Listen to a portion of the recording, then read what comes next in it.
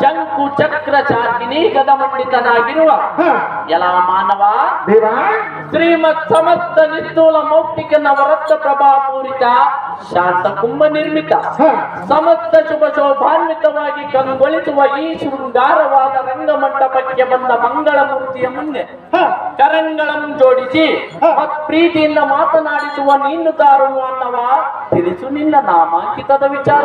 ಓಹೋ ದೇವ ನಾವದಾರಂದರೆ ಹುಟ್ಟಿ ಬೆಳೆಯಬೇಕು ರೈತರ ಮಕ್ಕಳಾಗಿ, ಹುಟ್ಟಿ ಬೆಳೆಯಬೇಕು ಉತ್ತಮರ ಮಕ್ಕಳಾಗಿ, ದುಡಿದು ತಿಂದರೆ ಮದ್ಯ ಕಾಟ, ಕುಡಿದು ತಿಂದರೆ ತಂದೆ ತಾಯಿಯ ಕಾಟ, ಹೋಟೆಲ್ನವರ ಗೆಳೆಯರ ಕಾಟ, ಮನೆಗೆ ಬಂದರೆ ಎಂದರ ಮಕ್ಕಳ ಕಾಟ.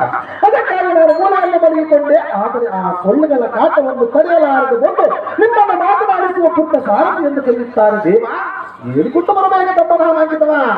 ಎಲ್ಲ ಸಾರಥಿ ನಮ್ಮ ನಾಮಾಂಕಿತವೇನೆಂದರೆ ಅದೇನು ದೇವ?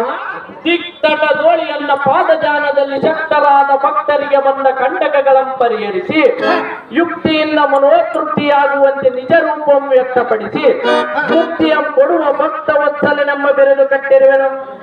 ಎಲ್ಲ ಸಾರಥಿ ಪಾಂಡವ ಪಕ್ಷ ರಾಕ್ಷಸರನ್ನು ಶಿಕ್ಷಿಸುವ ಅಧ್ಯಕ್ಷ, ಯಕ್ಷ ರಕ್ಷೋಗಣಾದಿಗಳನ್ನು ರಕ್ಷಿಸುವ ಕಮಲ ಪ್ರತ್ಯಕ್ಷ, ಸಾಕ್ಷಾತ್ ವಿರೂಪಾಕ್ಷನಿಗೆ ಸಕನಾದ ಪಕ್ಷಿ ವಾಹನ ಜಗದ್ರಕ್ಷಣ ಪಕ್ಷಕ ಗಣಗಳೆಂಬ ರಾಕ್ಷಸರ ಕುಕ್ಷಿಯಂ ಬಗೆಯುವ ವಿಲಕ್ಷಣ ಲಕ್ಷ್ಮೀ ಲೋಲ ಗೋಪಿಕಾವನ ತೇರ ವಕ್ಷ ಸ್ಥಳದಲ್ಲಿ ಶೋಭಿಪಾ ಕುಚಾಗ್ರದಲ್ಲಿ ಹಸ್ತ ಕಮಲದಿಂದ ಮನಾನಂದಗೊಳಿಸುವ ಲೀಲ ವಿನೋದದಿಂದ ನಟಿಸುವ ಭಕ್ತರ ಇಷ್ಟಾರ್ಥವನ್ನು ಪೂರೈಸುವ ಶ್ರೀ ಕೃಷ್ಣಮೂರ್ತಿ ಎಂದು ತಿಳಿಯಲ ಈ ಸಾರಥಿ ತಿಳಿಸೇ ನಮ್ಮ ನಾಮಾಂಕಿತದ ಸಂಗತಿ. ಓಹೋ ವಸುದೇವ ದೇವಕ್ಕೆ ಅಮ್ಮನವರ 8ನೇ ಗರ್ಭಾಪ್ತಿಯಲ್ಲಿ ಉದಯಿಸಿದ ಓಹೋ ಶ್ರೀಕೃಷ್ಣ ಪರಮಾತ್ಮರೇ. ಹಾಗಾದರೆ ಇಂದು ಈ ರಂಗಮಂಟಪಕ್ಕೆ ದಿಗ್ವಿಜಯ ಮಾಡಿದ ಕಾರ್ಯಾರ್ಥವೇನು ದೇವ? ದಿವ್ಯ ಪ್ರಭಾವ.